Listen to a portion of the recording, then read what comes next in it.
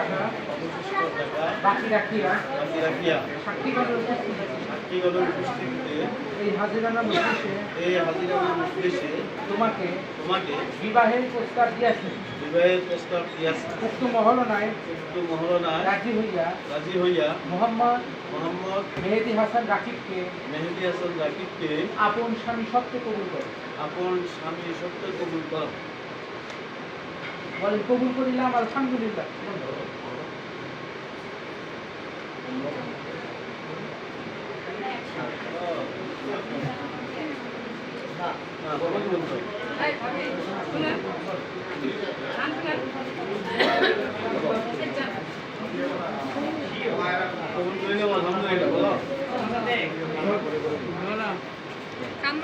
কান্দলে নষ্ট হবো।